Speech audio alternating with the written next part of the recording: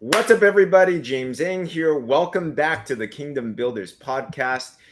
This is a podcast that is dedicated to providing biblical business strategy, success tips, and to help the faith based entrepreneur build your influence and expand your impact. So ultimately, we can expand God's kingdom. And today, I have a real special guest with me.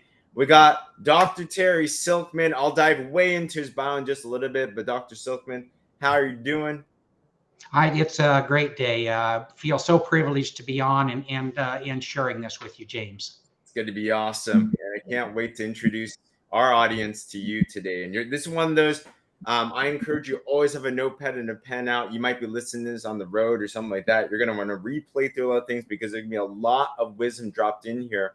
Because today we're going to talk about, amongst many other topics, one primary one is the entrepreneur's dilemma. If you're any entrepreneur, you're thinking about entrepreneurs, while there's freedom, there's also some challenges. And one of the biggest things that we face is things like health insurance. What do you do when you have benefits from your corporate job? But how do you get the best insurance for you and your family, amongst other financial principles that we're going to go through? But to introduce you to Dr. Silkman, if you don't know him, he has been a veterinarian for many, many decades. In fact, he was president of the Jordan River Animal Hospital for many years. But besides that, not just being an incredible veterinarian, he's helped us with our cocoa as well. So thank you for that. Also, he is a man of financial stewardship. He runs Silkman Financial Services. He loves helping people with tax strategies and knowledge on that, but also on the health benefits and insurance side as well too.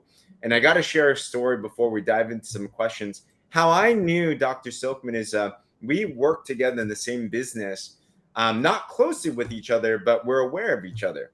And one of the first times that I got a chance to meet him was on a cruise ship, actually. It was him and his wife.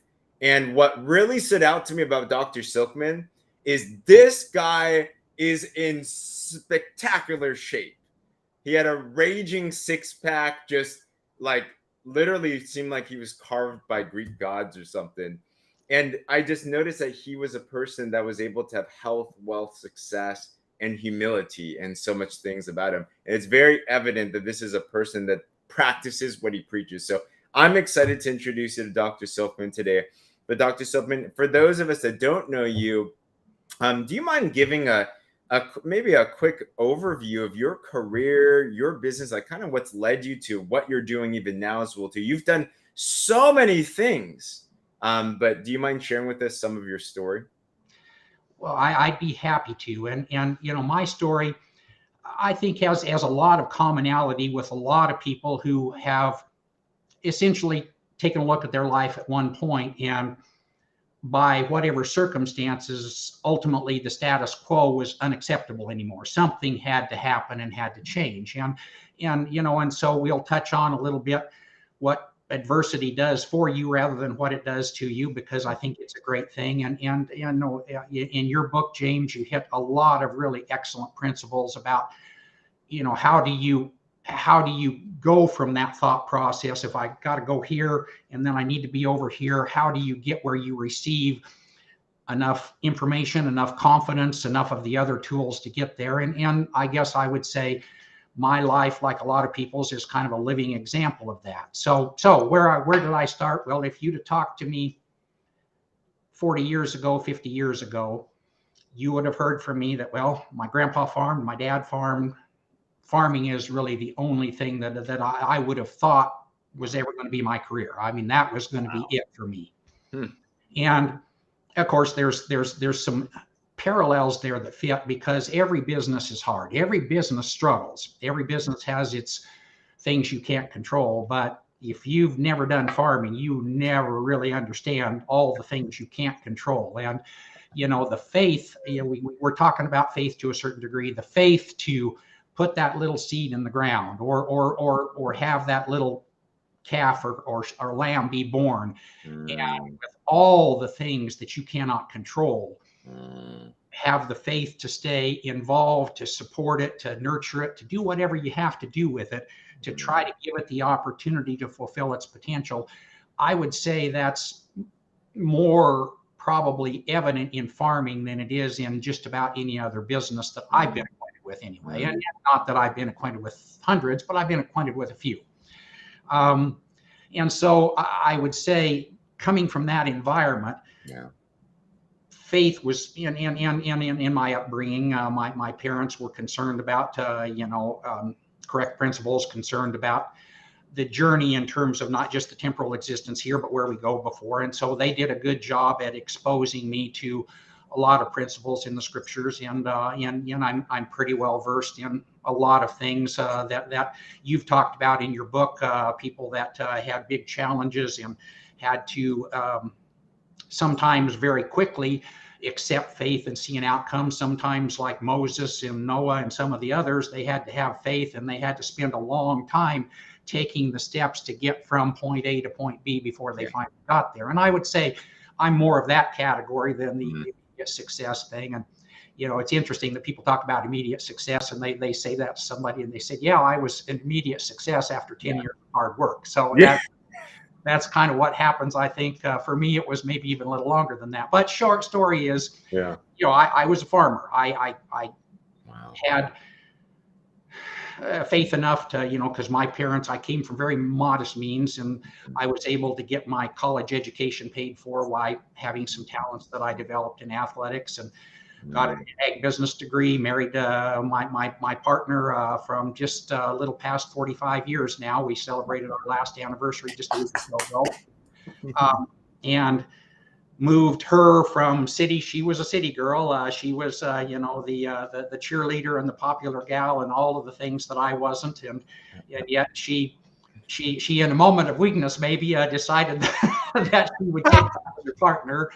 And we moved to a little town that we lived in, and spent 7 years. Had our 3 sons when we were there, and that's what we thought life was going to be. Well, as farming goes, we had 3 successive crop failures.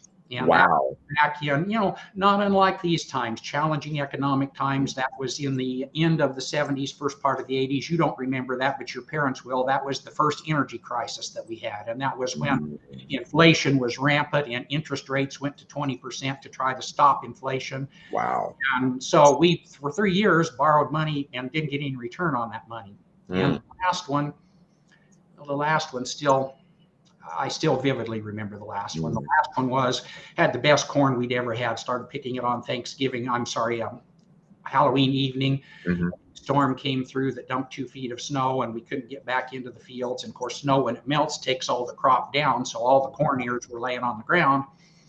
And so we thought, well, okay, let's try to recoup that loss. And so we bought a bunch of cows because the grain was there, but we couldn't get it off the ground. The cows could. And so we thought that was a way to maybe keep us in the game there, and worked all winter long. It was a horrible winter with lots of snow and lots of adversity. And it had those cows that had baby calves, most of them through March. Well, came up to March and we had a 5-day blizzard, and we could get to them for the first 3 days. The second 2 days we couldn't. And so without food and that, they sort of lost they got restless. And so instead of staying in the protection, they got out in the open. And when we got to them on the 6th day, there was a 10-mile trail of little baby calves, and even some cows.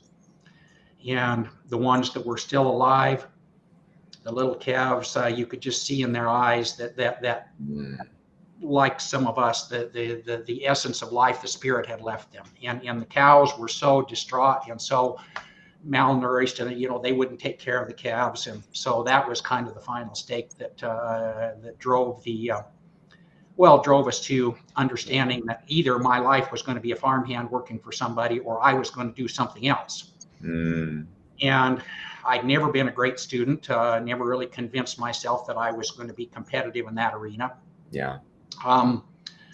But my wife had faith in me, and she said, well, you've always talked about being a veterinarian. I said, well, yeah. Gosh, we're 7 years into this. I'm, late 20s at this point. We started our career full time at 22. I was 29. Said, we're going to walk away from that with nothing. So that's 7 years of effort that we're going to get nothing from. And even if I'm lucky enough to get in, which is not an automatic, it's 2 years of 3 years for most people. But I had enough college education that I could scrape 1 year off of that. 2 years 4 years vet school. So 13 years in the most productive period of time in my life. Yeah. I'm not going to be making any money. In Yeah. fact, writing checks for tuition, we were creative enough. Bless Chris's heart, she would roll up her sleeves and participate. And she developed bartending and catering companies where back in those days she was making $15 an hour, where standard minimum wage rate was like $3. So she was creative, inventive, and entrepreneurial, and helped us. And I did all the jobs that I could. And the day was, the day was get up at 6 in the morning, get the kids ready for school, get them off to school, go to vet school, go through an all-day classes and study till about 5. And then I tried to study when I got home, but 3 little kids from 4 to 6 months, that wasn't going to work, because I'd say 5 minutes and they'd knock on the door. So that was really a blessing too. I didn't realize it while it was happening, but for 6 years, every afternoon from 5 o'clock to 8 o'clock was boy time. And we had 3 boys. And that I got the chance that most dads never get, that relationship, and it's still paying dividends today. I mean, we're so close today, and I love being with them, and vice versa is true. And unfortunately for a lot of families, that heartbreak is, when I see that, my heart just bleeds for them, based on knowing what would be different if you could see it. But back on track, play with them till 8, get them fed, get them bathed, get them to bed at about 9, and just be in a sweat. Sit down for about a half an hour to charge up, and then study until 1, 2, 3 o'clock in the morning, as long as I could stay awake, and then get up the next day and do the whole thing over again. And wow. So, my friends, getting back to faith is not really a respecter of circumstances. Most of the time, you looked at that and said, okay, for most people, it's a 40-year career. You're going to spend 13 years totally out of it. You're probably never going to make it. In the temporal sense, that's what my friends, after the fact, fortunately, they didn't share that with me to begin with, but after the fact, they said, we thought it was the craziest thing we ever heard of, because, even the end was hard, and then doing all the other stuff. So bottom line is, at 35, I finally finished that and start back to building life, at least in the temporal sense. And lots of education debt, like a lot of people. Fortunately, didn't have a lot of other living debt, but went to work because nobody would look at loaning me the money to get into the veterinary business on my own. And really, probably the Lord in his wisdom made some steps there, after I finished the story, but it's crystal clear now in my mind. But anyway, we started over. I went to one job, which was an excellent employer to teach me how to promote and how to do things that a lot of medical people don't do, which is how you go out and try to attract people to what you do. He was excellent at that in a profession that's not known for being excellent in that. And in 2 or 3 years medically, because I finished, again, not thinking I was a great student, ultimately aced the pre-vet stuff. And even though I had a family and all that other stuff, there was 122 vet students, and I finished in the top 3. So that those 2 experiences, again, how do you build on faith? Well, faith is a muscle. It's like a muscle. It's like anything else you use. If you use it and you see success, you have the opportunity to invest. It makes the step bigger, just like a little child who doesn't know how to walk has to, by faith, exercise the walk, and then pretty quick that's successful. So they exercise the faith in how to run. Successful, they exercise the faith in how to get on a bike and use those balance principles, and or to learn how to jump. And my life has been pretty much that same way. So I outgrew the first career pretty quickly in terms of what I could do medically. And the confidence in that was, when I went through vet school, I could see the faith in investing there rewarded me with the confidence to go out. And so I got a pretty good sense of how to get the medicine done. Again, kind of, the advantage of being an employee is I kind of did my mistakes, got paid for somewhat on my employer's dime. So that's kind of okay thing. And so I went to another place that was really quite technically adept. And the reason I went there was I needed bigger tools in my toolbox, because I'm in time for money. So if you can trade your time for a higher skill level, it's worth the money. That's a valuable principle. So 3 years in, we were just getting our feet set there, made a major move from California. We were close to where you were at. We first 3 years in Yuba City, Marysville, which is east of where you're at now by 120 miles or so. Yeah. And so we moved to Utah. Of course, Utah has a predominant religion that we were not part of, but we understood pretty quickly that for our kids to belong and stuff like that, and we joined there, and really everybody has this sense about the LDS faith, but I will say my sense is if you live the principles that they talk about and you live the Christian principles, you're not going to see any difference. It's everybody gets hung up on doctrine. The Baptists fight with the Methodists, and you know what that's all about. Everybody who's in faith, the weakness in people is we have to have something that we believe is true that's unique to ourselves, rather than saying we have something that's true that's ubiquitous and available to all of us. And that seems to mess up a lot of religions. But back on track. Anyway, I went to this place and worked for another 6 years.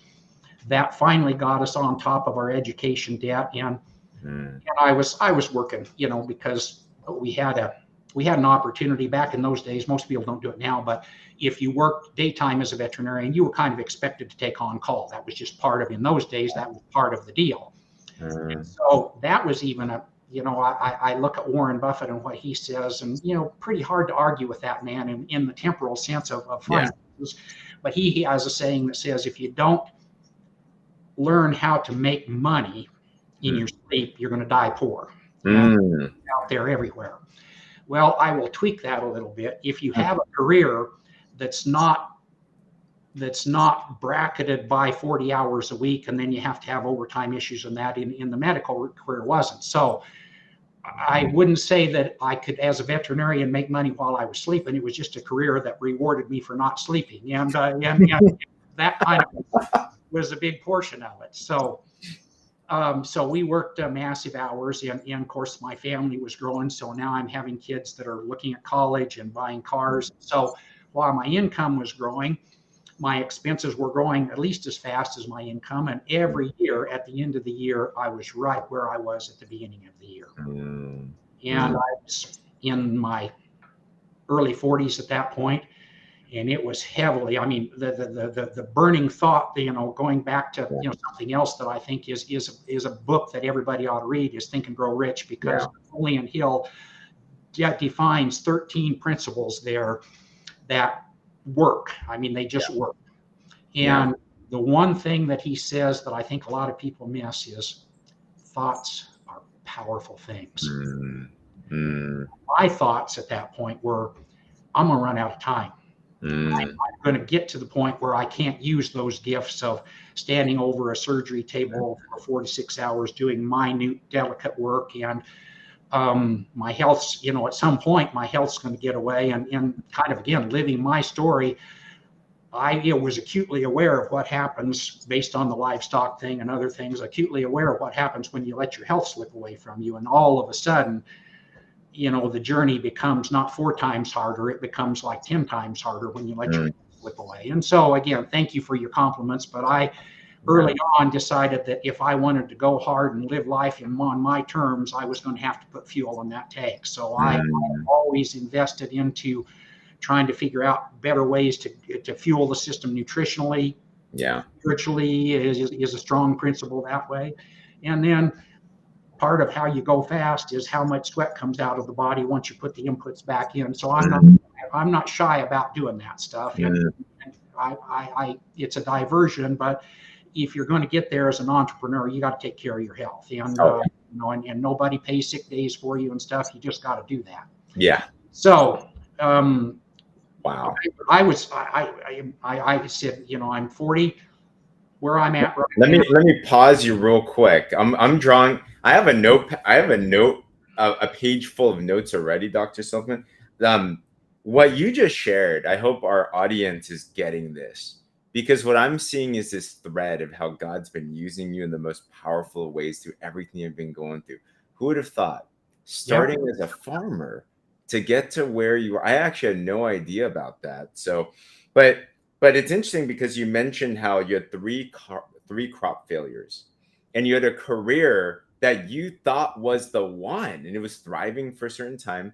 And sometimes the provision will dry up. There's sometimes the opportunity that you're used to is going to dry up, and that's exactly what happened right there. And I think during this time right now, during this recession, the the river is going to dry up for a lot of people, whether it's an existing business or it's their job or whatever that it is. But I think it's so key what you did is you listened to, well, a confirmation from your wife, it sounded like, about a dream. And even being a veterinarian, so was that something that, so you mentioned that was something you mentioned before, like, was that a childhood dream type of thing, or where was Well, it wasn't really necessarily a childhood dream, but I loved being with the animals. I loved helping the animals. I loved really trying to understand how to beat disease. And that probably was that. There's a whole principle you could have a talk on about that too, because it's in different places. But that probably was the thing. And then so we start looking at other things. And she said, well, you kind of talked about, if you didn't do farming, the veterinary thing would be a cool thing to do. And it was one of those things that's kind of like when you're a little kid, you go, oh yeah, I'd love to be an astronaut. But then you kind of go, well, no, that's not going to happen. Yeah. Move on. Yeah. So it was there, but it wasn't there at the level that ultimately it took to get us there. Makes sense. Because what I heard is, well, too, I don't know if you're aware of this or not, but when you're going over your story, and I encourage the listener to go back in this podcast, because Dr. Silkman just dropped so many bombs, dropped so many golden nuggets. But if you're in a stage right now where you're thinking to yourself, God, where are you trying to lead me to? Is this the right direction? Like, what should I do? Maybe a river dried up, maybe a business failed, maybe your job isn't paying you what it needs to. Where should I go? When you were describing the story about the cows leaving the protection and the calves dying, and you seeing the look in their eyes, the despair that there was there, like, that was so visceral for me. And it's very evident that you had a different type of passion and you have a different type of connection to that. Because to be honest, most people, when they look at an animal, they'll be like, oh, it's so sad. But I could tell that was a very deep emotional experience for you. And I think that was confirmation, what I'm getting onto the dream that you and Chris were talking about you being a veterinarian. And isn't it crazy that then you became the top 3 in your school when academics wasn't your strong point? I'm kind of getting that was your passion, though. That was like your gifting, to be able to see things in a different way. Would that be on point? Yeah, my sense is, and I probably am elaborating more than I should, which is kind of my tendency. But great. What the principle that I would hope that everybody would get is where I'm going with this is, I exercised a little faith. That little faith in the Lord. I probably always had the talent to be a good student, but I didn't know it. God knew it, and at the right time, He made it happen, because exercising that little bit of faith was the platform to then exercise a little more faith. Yeah. So then you get in and you finish top, and you go, well, okay, I can do this. And then I went out and practiced, and I figured out how to not just, but how to master it a bit. There's a true principle there too, not just make it, but master it.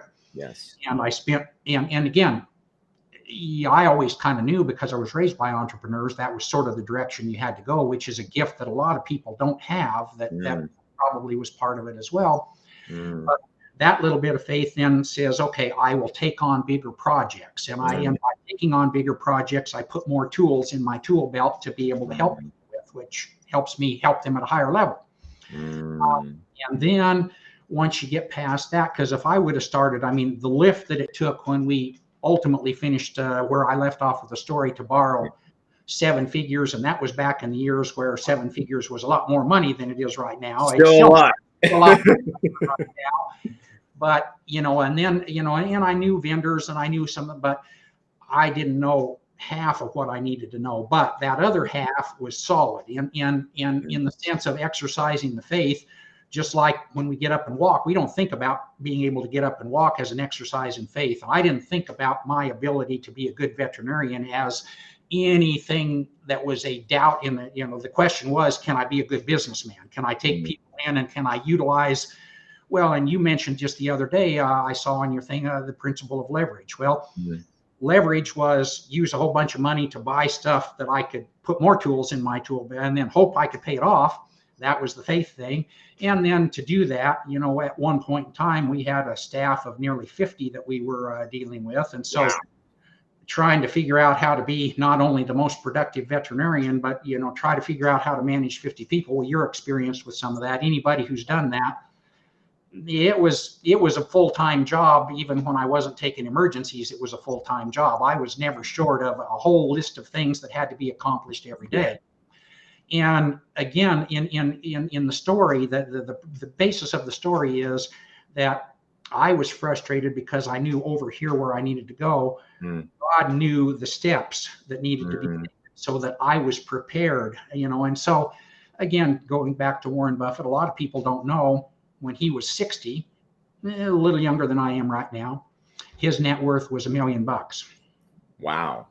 So people think they're going to run out of time. And I probably overestimated that life's pressure, but sometimes you get up in the morning and life has told you that you've got a health issue because you didn't take care of it. Or sometimes even when you do take care of it, that's a big issue. But he went from where he's at 60 to, where he went to by the time he was 90. So again, faith is not a respecter, as I said, of time or other things either. It's a respecter of that.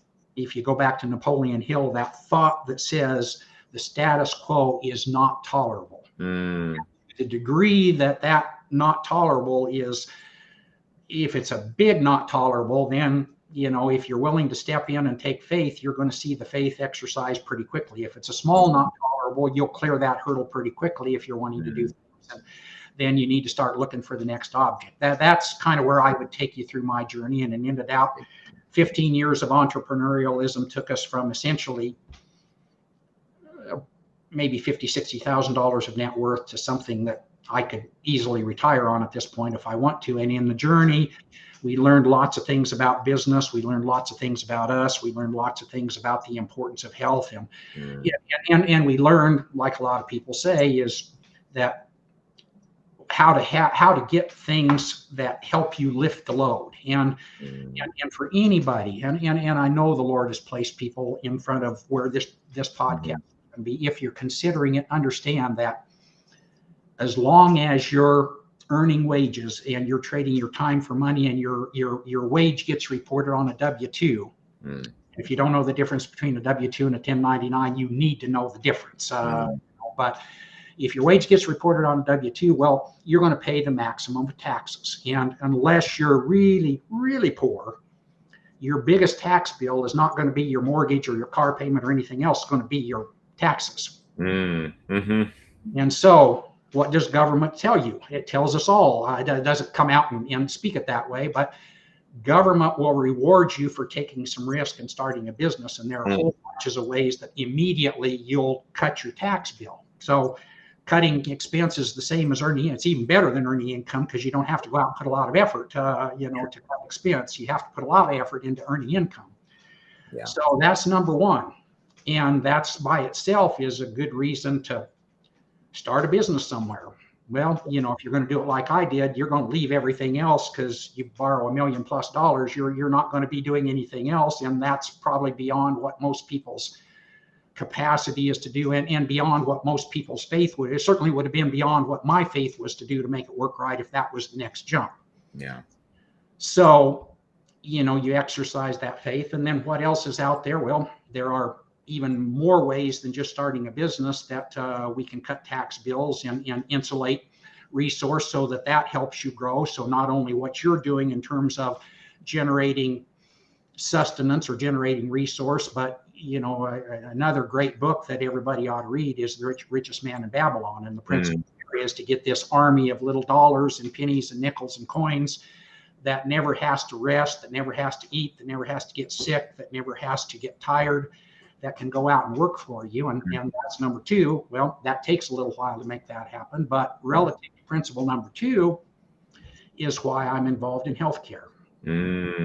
So healthcare is a big, big deal. So one of the big things, and all those other principles are so key, and we need to be aware of that, because one part's making the money, another is keeping and investing and growing it as well too, or keeping as much as you can and then growing more as you can as well too.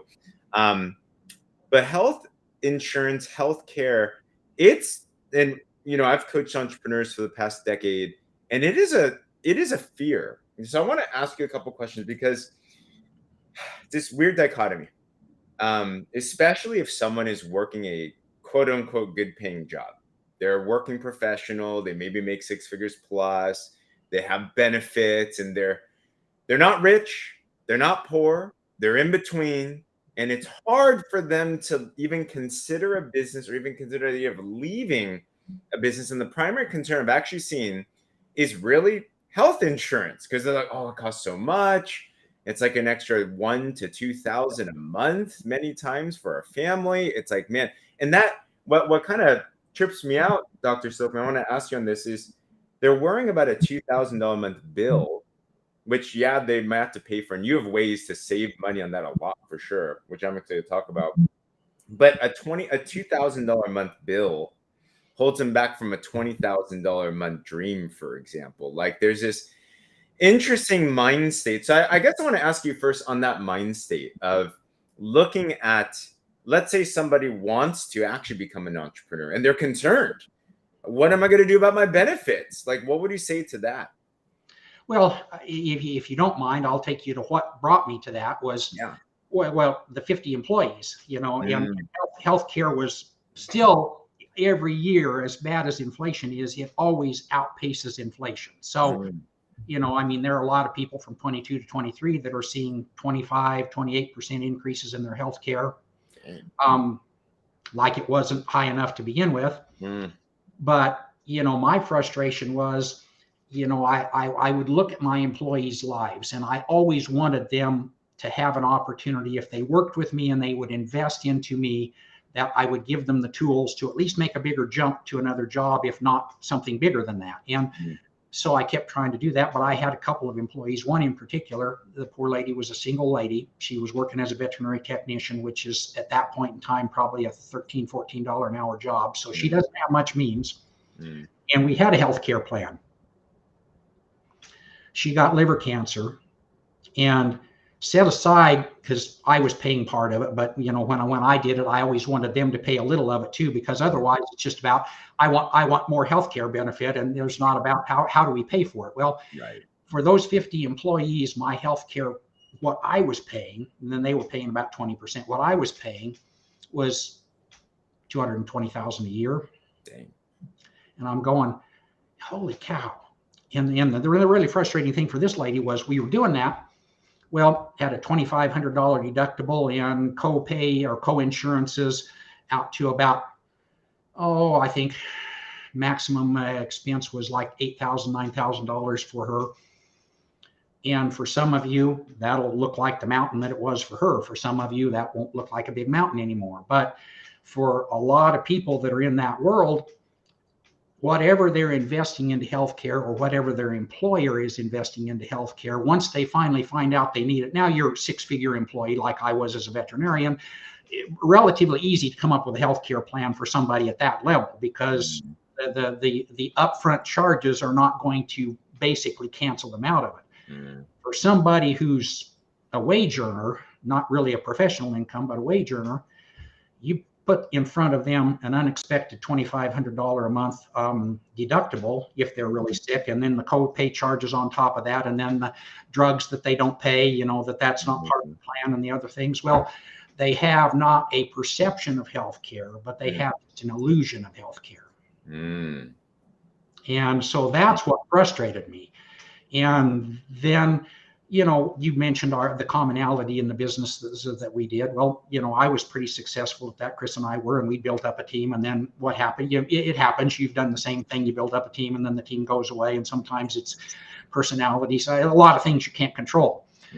But when you do that coaching thing, you find a lot of people who probably could do this, but again, their faith is small and their bills are high, and that wanting to make that jump. And looking at something like that, well, the reason that it made sense to me is I kept pondering, and this didn't come to me to begin with. It was probably 2 or 3 years of thinking about it.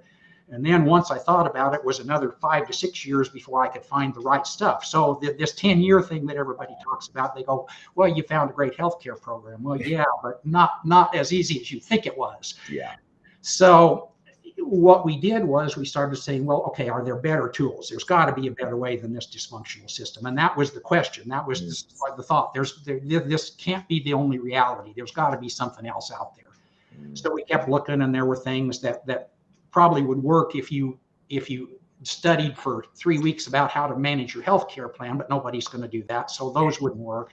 And we kept working until we finally found something that actually takes over for you and helps guide you through the process and ask the questions of the providers that you need to know so that we put you in the right place, along with what we do that's less expensive and more easily accessible. And so how does that fit into this? Well, you mentioned the concerns about health benefits. So if you're looking at a 2,000, and there's some people in some states like New York and like your state where with a family, they'd love to have it just be $2,000 a month. Yeah. And we can do it for a fraction of that and give them better health care with less deductibles and less co-pays and more advice about where you go to get the right health care. And of course, even before that, a lot of what both of us are familiar with in the health and wellness thing is hopefully work on the things you can control about what you put in your body and how you do it and how you do other things to help do positive things. That shouldn't be a missed principle. But if you need health care and you can't afford doing it, or you can't afford to leave work doing it, if you're the entrepreneur and we've got telemedicine things that are wrapped into it. So at home, you can make a quick call, get a doctor. So I could go on and on and on, but we made it for the age that we're in with the tools, information-wise, that we can do with medicine. And we made it cost-effective and we made it benefits-rich. And so for somebody who's struggling with that, or even if they don't know they're struggling with it, but they're going to try to figure out how to come up with enough money to start their business. Yeah. For some people, we find $200 a month. For some people, we find $1,500 a month. Well, okay. You go out and earn enough money to get $1,500 after tax. Well, that's more like about $2,000 pre-tax, and you're going to have to put in a fair bit of effort to do that. So if we can take your little faith and immediately improve your life, maybe even if you don't stay with us, and I don't really care whether you stay with me or not that way, because that benefit is yours. It's an individual plan. You can take it any place you want and use the benefit that you've got someplace else. So when you do things, if you can create a win everywhere, pretty cool thing. So the win is initially for the prospected individual. We've talked about that. And is for the person who's trying to coach them, because the coach doesn't get anybody to coach if they don't have a team to stay with them. So that keeps them in the game a little longer. Most of the way that you do business is you have to have some revenue generator somewhere. So, if you have to participate in revenue generation, well, it's good for the company as well. If we have a bunch of people, even if they're not rock stars, if they're there every month, and if they're there because their life is better every month, then it gives them enough time, like my career, it gives them enough time with enough faith steps to finally maybe become somebody who they never believed they would become. Somebody who's got the power to basically influence their own life, the power to allow better information to come to them and use that to magnify it and use it to help their family and other people. And well, if we all did that, a lot of the problems that we're dealing with would be different problems. We'd still have problems, likely, but they would be different problems. Better problems. That's part of why I do what I do. Makes sense. So on the benefit side, when I think about health insurance, and I think most people are like me in this, it's this whole crazy, out of this world, hard to comprehend, lots of terms type of thing. And I know I need it, but I don't know what to look for. So what would you say when it comes to looking at any type of benefits plan? Is the most important things that someone even needs to consider to even insure for or cover for? Because I think there's it's kind of like we buy this whole big package thing, but we don't even know the contents of it. So what have you found we should absolutely be looking at? Well, I guess and it's a great question. I'll try to answer it, I hope, in a meaningful way. So what most people who ultimately get to the point of considering what we do, they look at it like everything else. Well, how do I get the most value for my expenditure? And unfortunately, for most people, because they don't know any of the other stuff they've talked about. So they don't know what's going to happen when they finally need it, because it's all, it's so confusing in most of those things. It's okay, if you go here, then they're going to pay a certain percent, and except for these things. And then if you go here, it's going to be a different percent, except for these things. And then you're not going to get anything for that. But of course, the agent always says that'll never happen, and always does. So for most people, their perception is, what's their monthly payment? Because they kind of believe the rest of it is just junk. And again, a quick scenario of what most people know about healthcare is I pay a ton every month. And then when I go to use it, I pay another ton. And then 6 weeks later, I get another bill for all the stuff that it didn't pay, and I pay another ton. That's what most people's understanding of healthcare is. Sure. And so, and mine as well at one point. So we started looking for things out there. So in answering to your question, the way that I would approach it at this point is, well, okay, if a worst case health situation occurred,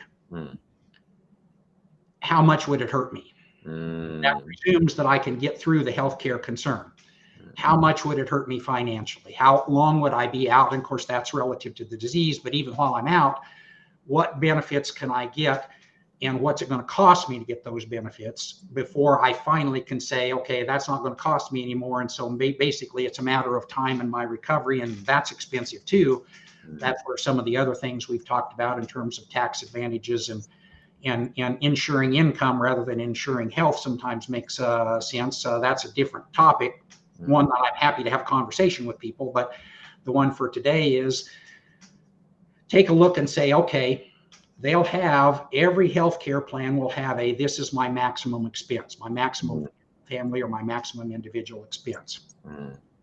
You ought to pay attention to that, because life has a way of showing you what you don't have as well as what you do have. And so if you can say comfortably, okay, that happened, life wouldn't be fun, but it wouldn't sink my financial ship. If it would sink your financial ship, then you should keep looking. Okay. So first step, worst case, worst scenario, how much would it cost? I didn't even think about healthcare from that perspective. Okay. So max expenses, and then where to go from there? Then where to go from there is, can I afford what, if that's the case, and what I'm looking at is not enough coverage at the opposite end of it. Well, then you go out and you try to figure out, well, what is? Well, then the question is, well, I guess to put it bluntly, a lot of times people go shopping for bigger benefits, and of course we all know we're going to pay a higher price if you're, with the few exceptions that we have here. So then the question is, well, okay, is that feasible for me to do out of my cash flow? Because if it's not, then that plan won't work for you. But instead of looking at the front end first, look at the back end, because it doesn't matter what you're paying on the front end. If when you need it, you can't use it, then all you've done is thrown away a bunch of money every month, and you throw away a whole bunch more money and you end up bankrupt. That's ultimately the process of a poor healthcare decision. And 60% of bankruptcies, that's what happened. It wasn't people who lived beyond their means. It wasn't people who were doing horrible, irresponsible things with their finances. It was people who didn't understand the effects of okay, this is my maximum expense. And sometimes they look at that, but I generally, when I counsel people, I say, well, let's look beyond that, because, okay, if you have a big event, I had prostate cancer, woke up one day, and of course that one's a good one to track, but my PSA went from 3 to 6 in a 6-month period of time. And that doesn't mean you got cancer, but it means something was going on there. Well, for me, it meant that it did have cancer. And so I could pay the healthcare costs, but what happened? They had a few problems during the surgery and stuff, and I was out of work for a month. Well, and again, in the sense of kind of being saved by the Lord's grace, I didn't see this to begin with, but afterwards I had 2 of the best veterinarians that I ever employed that were with me at that point in time. If they weren't with me at that point in time, and I had some business interruption insurance and things like that, and that would have helped a little bit, but not being able to work for a month, because Your mortgage doesn't stop, your food doesn't stop, your utilities don't stop. Mhm. Your business does, your income does, and it gets worse if you're having to pay $15,000 in health expense, to cover that. So when you look at this maximum thing, say, well, okay, if I was out for 3 weeks, add that to your maximum, in terms of that's really where you're at for most people, and that's what nobody teaches them. I won't say that's what they forget. It's what nobody teaches them is, yeah, I'm well insured. My healthcare cover, is good. Well, okay, is it good not only for your cash flow, or negative cash flow to do it, but is it good for your negative cash flow over a month to 6 weeks to maybe 2 months out? And having those two veterinarians essentially saved my business. It got hurt a little bit while I was out, but I could pick up the pieces and move forward afterwards. Without those people, probably, I won't say I probably wouldn't be here, because again, God has plans, and I love the Jeremiah quote that we talk about, that for I, the Lord, have plans to prosper you, and so don't get impatient. Just keep the faith, keep doing what you're doing. But I hope we're giving you better information upon which to avoid the things that, if you believe there's God, you believe there's something opposite of God that opens up these holes that can gobble us up pretty quickly if we're not careful. True. Absolutely. I think most of the time we don't look at the worst case scenario, because we never think it's going to happen. But that's kind of what insurance is supposed to be. It's what is the worst case scenario. So go from there. And then from there, think, all right, well, what are the other benefits that I need? So that in itself, I think it's super important. And as people look at that as an entrepreneur, and they look at the different various plans and everything, with what it is that you're doing, you have a different type of plan that you can offer for people. And what would you say are some of the biggest differences from what you offer? Because you're talking about huge savings for some people. Like, it depends on what they're looking for, it depends on what they're covered for, but you're saying, like, what are some of the typical monthly savings compared to a typical health insurance plan that you've been seeing with clients you've been working with your health plan? Well, there's kind of two questions there. There's what's the difference in that mechanically? Why is this not just a charlatan, because there's a lot of people out there, and we're all wary, especially people that are broke. They're really suspicious and wary. Sounds too good to be true. It probably is. Well, so I'll start with there. Healthcare is, especially now that the government is kind of involved with it. It was before, but it's way worse. Healthcare is a black hole that sucks up tons of dollars before medicine is ever delivered. And if you understand that it sucks up sometimes 2 and 3 times what delivering the medicine would be. Wow. So we have a group of people that just quickly, they were built by doctors that actually, here in Phoenix, which is where I live, they own 5 clinics. They do couple of 100,000 medical visits a year. Well, they were seeing the same thing as I talked with you about in my little veterinary business, that healthcare was something that great big corporations, much bigger than them, could outcompete with. And they were losing people faster than they could replace them based on not having the benefits. So what's that mean for companies like ours? It means if you really understand this at an upper level, down at this enrollee or prospect level, the same thing is happening to us. I would say, when you look at the numbers that in some of the business we're at, well, the length of time somebody stays in is about 2 months, which means if you want a yearly income from that one set of things, you got to find 6 people to do it to get to the back of the year. So what the attrition is enormous. So how can we deal with the attrition? That was their question. How do we deal with the attrition in a meaningful way? And because they were doctors, they already knew, and a lot of us blame the doctors, but doctors get beat up as bad as we as consumers do from healthcare companies. And so there's all this stuff. So they said, well, we can't, they said, we can't find anything that fits our needs. So they just went out and built a network. And so they run a pretty tight ship. And part of it is trying to help people when they're ill find the most effective solution at the least cost, rather than just, okay, I'm sick and it's Sunday night, so I'm going to go to the emergency room and pay 10 times what I would pay at an Instacare or at a daytime doctor's office, because that's all I know. From a consumer standpoint, that's where I know to go. If I'm sick, it's Right.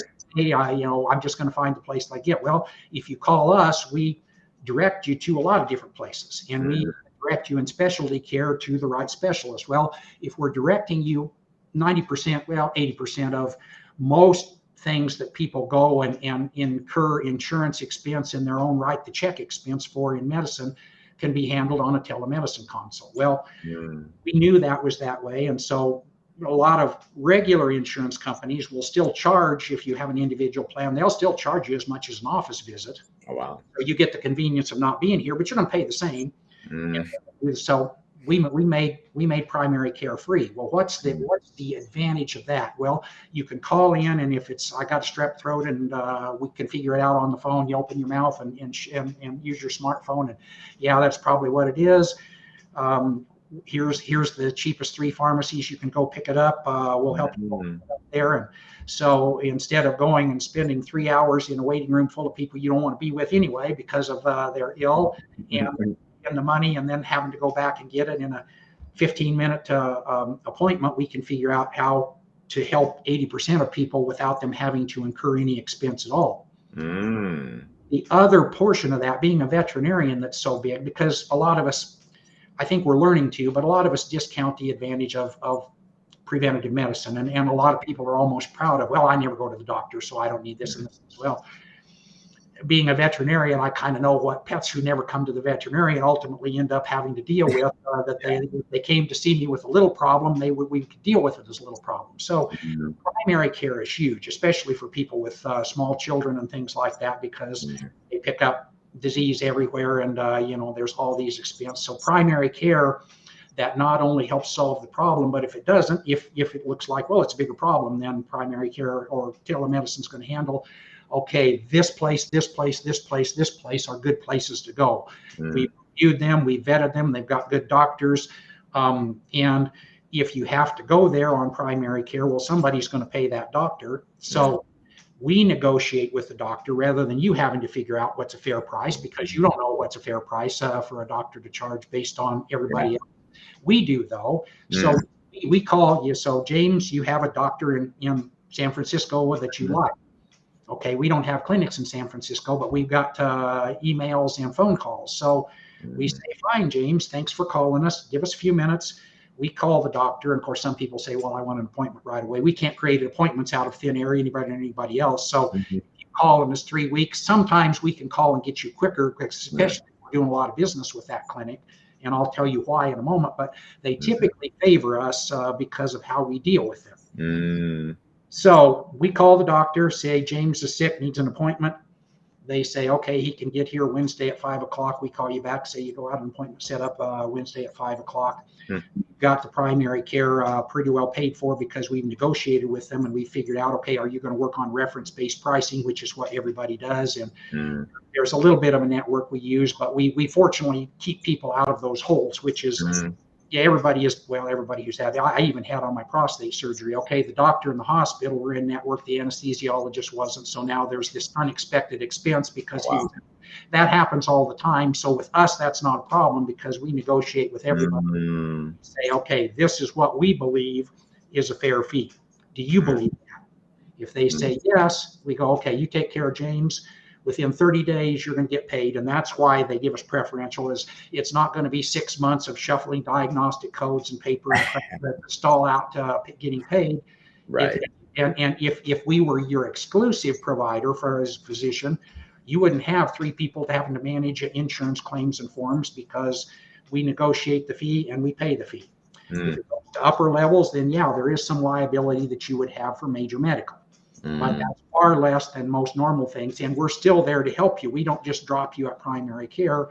We help you negotiate into the specialty field. And we've got somebody with you that's dedicated to you who knows all of the stuff that's happened to you. So you don't call up and have to redo with somebody and they miss a vital piece of information that was critical to the next doctor.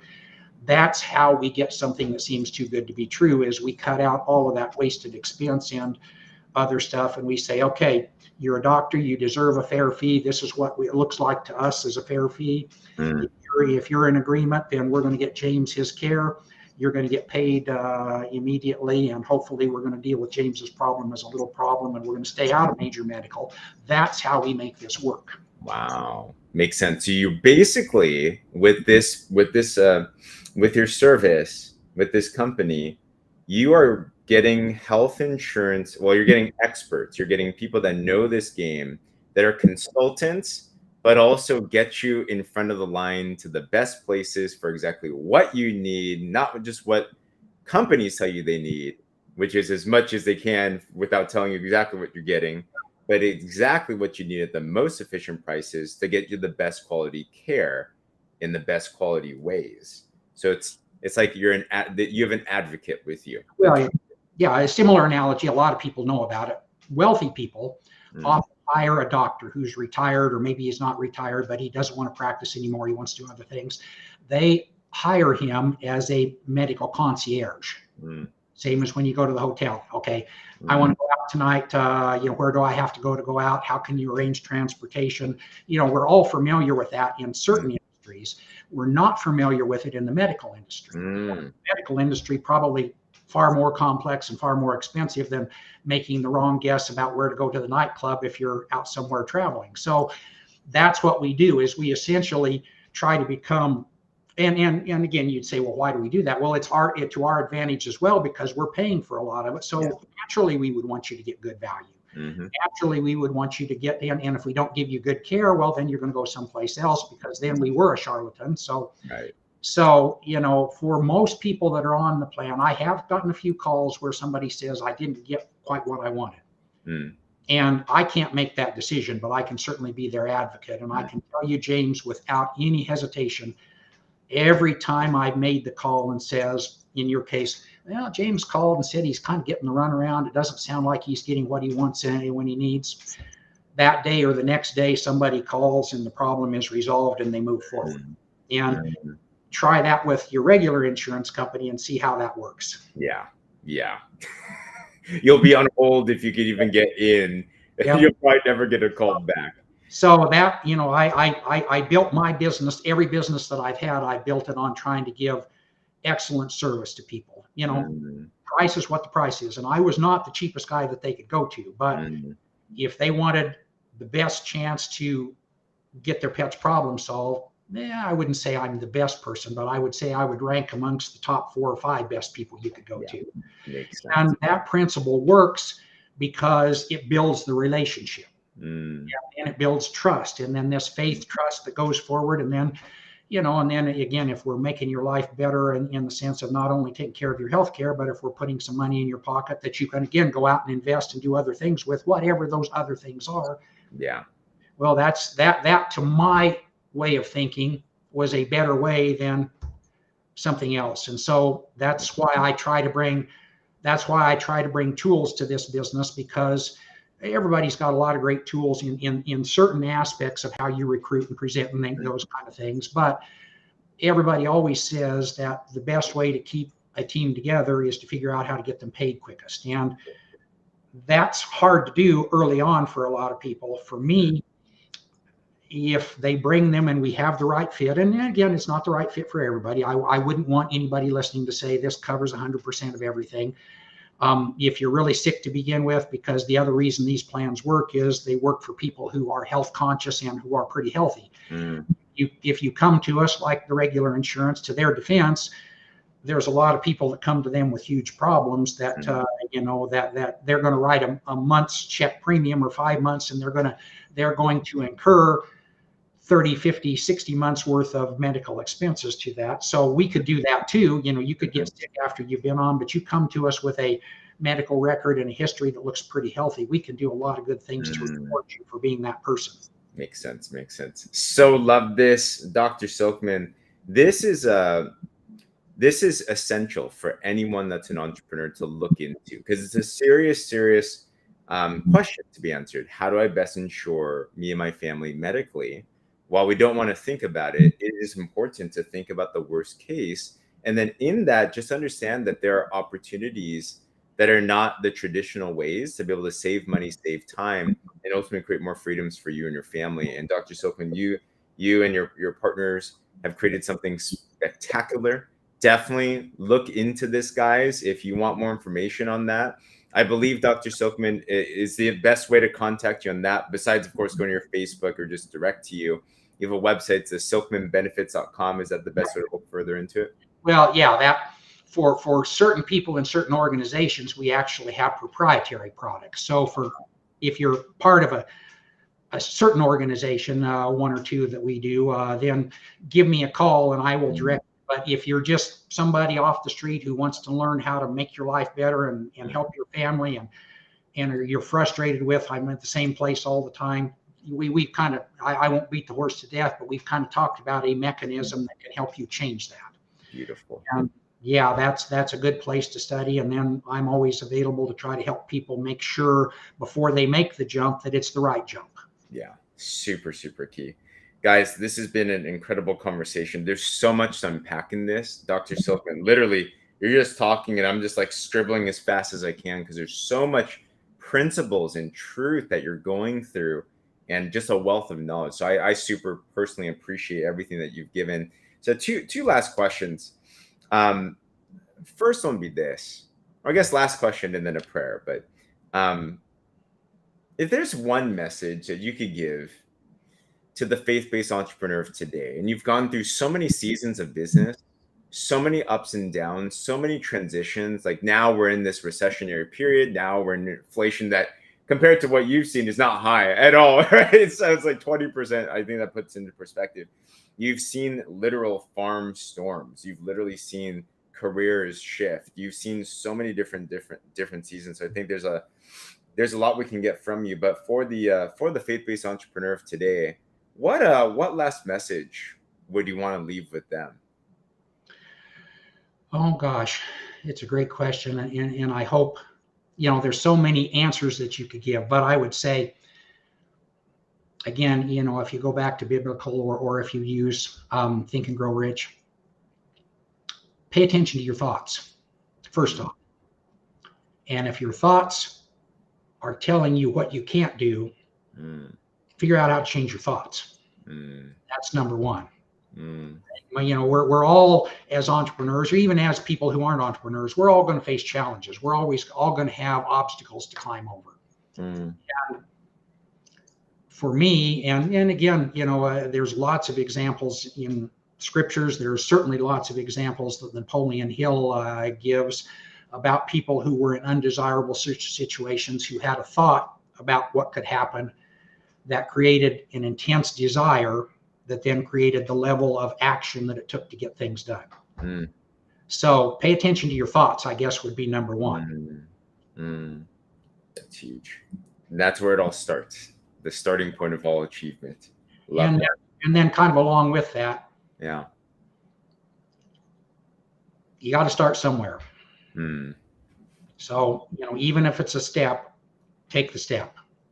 And then if it doesn't seem to be going anywhere, spend a little time reflecting on, okay, what did happen? Because probably if you do, you'll see, like I've kind of relayed, I didn't see all these things going forward, but when I asked the Lord about being an entrepreneur in the veterinary field and what it took to do that, and I wasn't making any deals with the Lord, but I just said,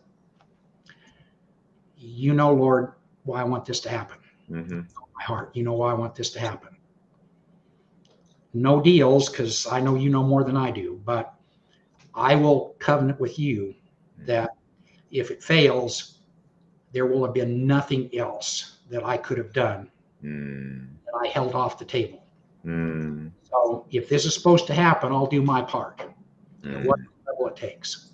And that was, and people say, well, it's easy to say. Well, for me, again, going back to how you make money in your sleep or how you don't sleep and make money, there were a lot of times where I would finish 40 hours without ever leaving the hospital. You'd work all day, you'd have a big surgery or a couple of big things to go, you'd go all night long, you'd take a shower and change scrubs the next morning and start back over again without, and of course it was a big commitment. It was my belief was at that point in time, with that much money, if I didn't make a pull off, I probably wouldn't be able to do anything again. At least in the temporal sense, that's what things would look like in the temporal sense.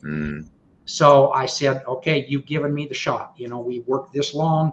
We've gotten here. I can look back and say, you put tools in front of me that I was able to sharpen, and I won't leave anything off the table in terms of my commitment to the vision. If it's not your plan, then I'll accept what has to happen. But I will leave everything there is there. That's beautiful. Change your thoughts. Start from where you're at. Go all in and just trust that God's going to guide you as long as we do our part as well too. Powerful, powerful principles. I've seen that in your entire life story, everything that you've said. And did you have another point there too? Well, you had another. Not really. That probably was the best way I could answer that question. Awesome. Everything else is just going to dilute the message. So beautiful. Awesome. All right, everybody. Hey, as we conclude today, if you're not following Dr. Silkman, follow him on all his platforms, go on his Facebook, connect with him, message him. He is just such a humble, wise person that you're just going to want to be in relationship with. If you're interested in more information on the health benefits side of things or anything financially, go to his website, go to him directly. All of that, all those links are in the bio and everything as well. But Dr. Silkman, incredible conversation. I can't believe an hour has flown by just like that. We can talk for days. But do you mind closing us off in a prayer? I'd be happy to do so. Awesome.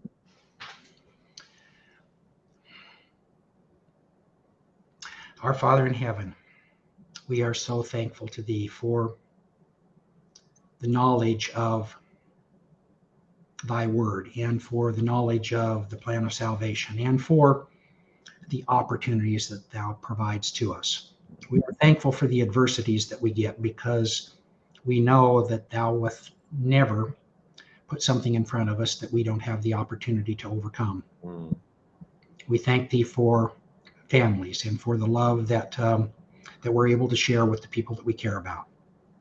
We're thankful for this opportunity to reach out to someone who is searching and who's not sure that they're finding the right information and not sure how to find the answers to the questions that they have. And we would ask that Thou might use Thy will and Thy Spirit and Thy power to influence their lives. And we say all of these things and give thanks in Jesus' name. Amen. Amen. Thank you, thank you, thank you. Guys, once again, if you're not subscribed, be sure to subscribe for this and so many more amazing conversations. But let's go out there and let's expand your kingdom so we can ultimately elevate His kingdom. On that, we'll see you on the next ones. Talk soon.